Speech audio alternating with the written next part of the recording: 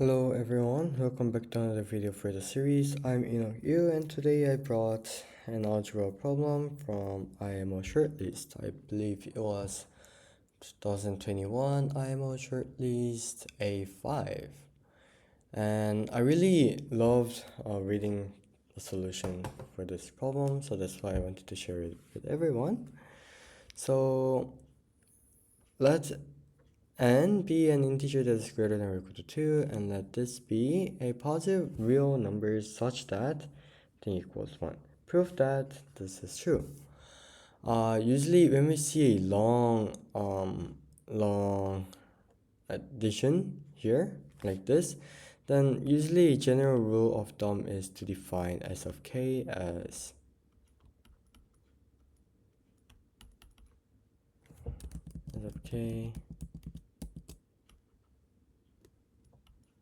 plus a sub 2 plus a sub k. So we now need to prove that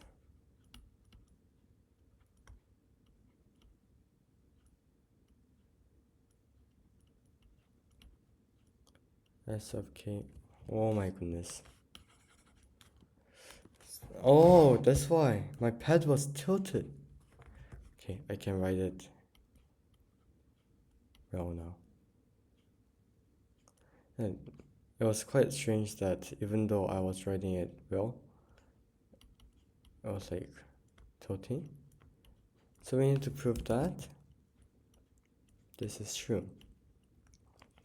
Therefore, oh, and also before that, let's where s of 0 equals 0, and we know that s of n equals 1. Or so, because we have something squared here, we also can like use telescoping. So I think yes. Okay, so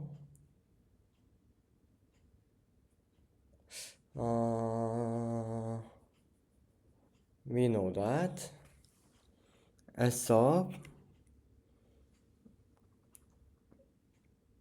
k, the sum of s of k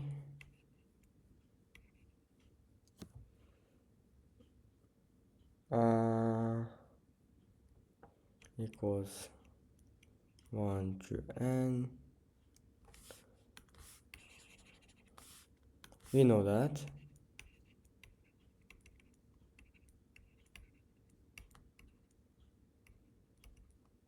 this one is obviously equal to 1. And similarly, these also satisfies.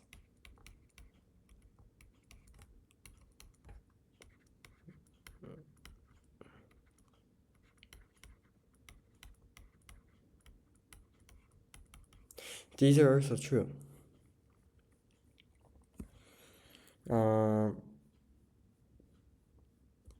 Now we just want to prove that okay, let's say that b sub k is equal to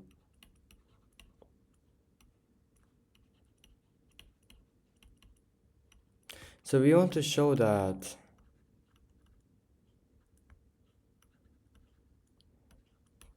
this thing is true. And just by looking at this,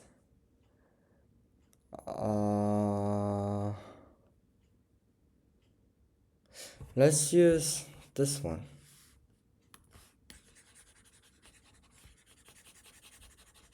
So it suffices to prove that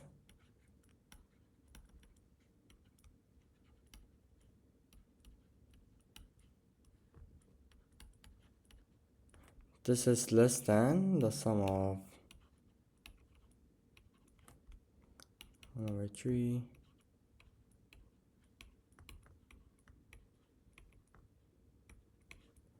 It suffices to prove this one.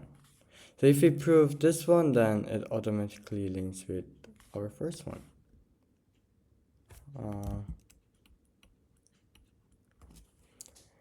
Therefore, let's say alpha equals ace of k, and beta equals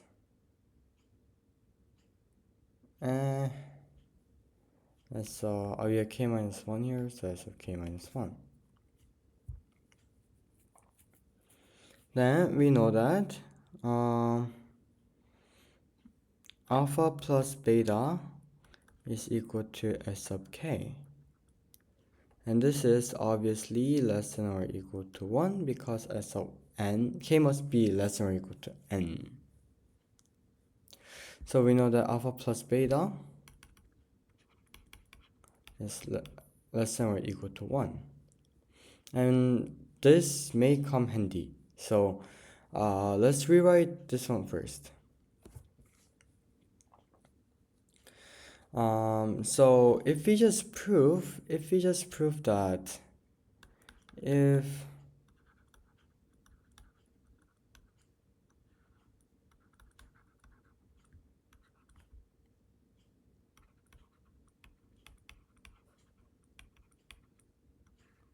if this, then let me CB, oops, oh no,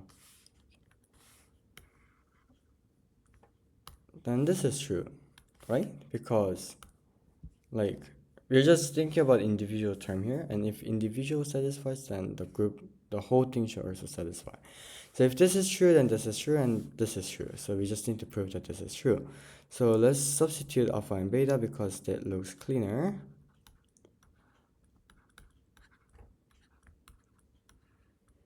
Alpha cube minus beta cube. And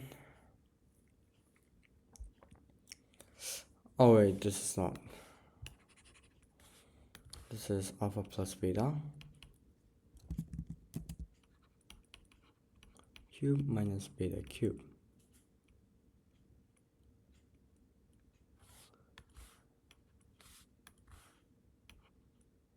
What?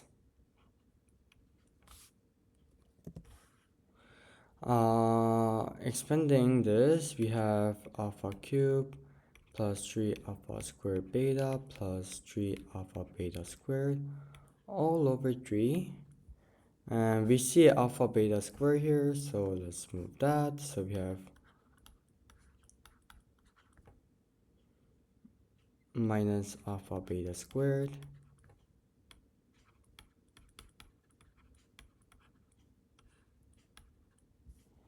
and this is 1 minus that, so alpha squared beta alpha squared beta squared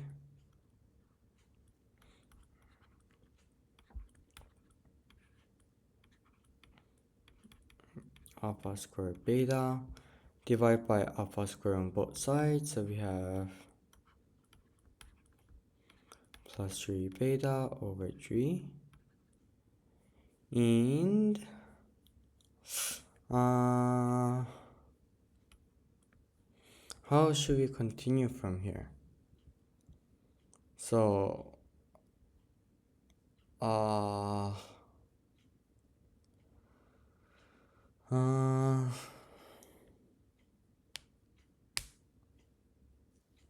how should we continue? Should we just multiply? No.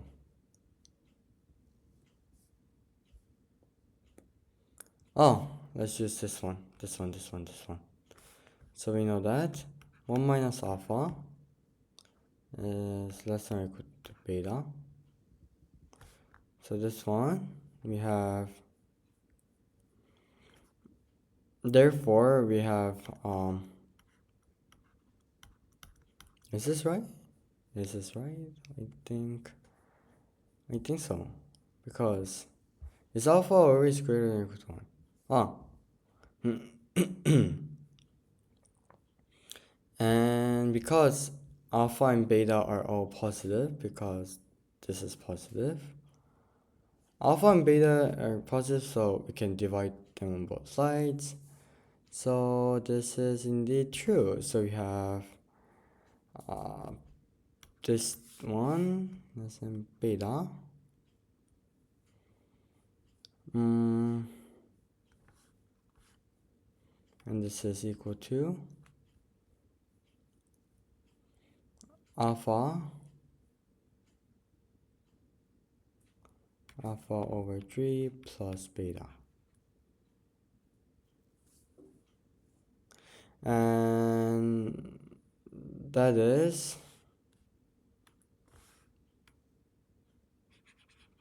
okay. So we know that this thing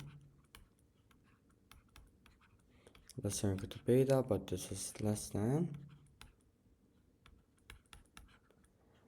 So this is true by our definition, and we can go from here to here, and because all these steps are reversible, we just prove that this is true. And because this is true, then this is true. Because this is true, so this is true. So because this is true, we have this true. And that's the same thing as what we see here, so this is true. And that completes our proof. But I wonder why they don't use square. Why I don't really get why we don't use square. Let's try one more time using square. I just wanted to see why. What?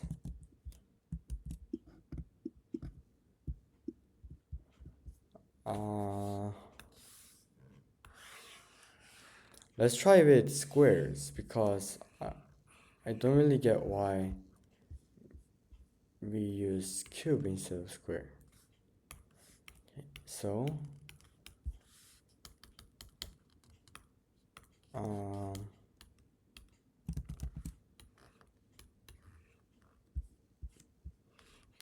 let's try it one more time using squares. So we have let a sub k equals a sub 1 plus a sub 2 plus a sub k. So we have this one, s of k minus 1 squared. So we need to prove that this is true. And that means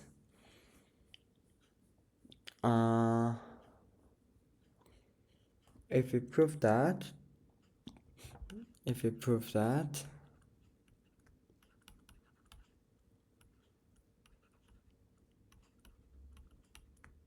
less than, because this thing that will be writing, oops,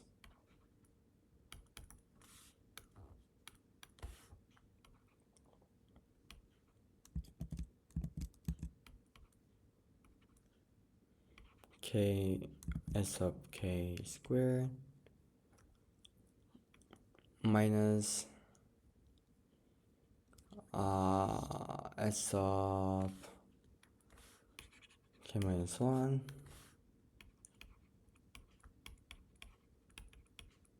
because this thing is equal to 1. So if we prove that this is true, then this is true. Then we do the same thing. We will just do the same thing. So if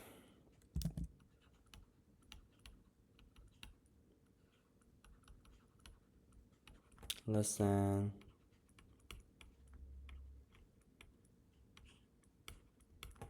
then we prove our inequality. Again, this is true because we're looking at individuals, and if the individuals work, then the whole thing should also work. So,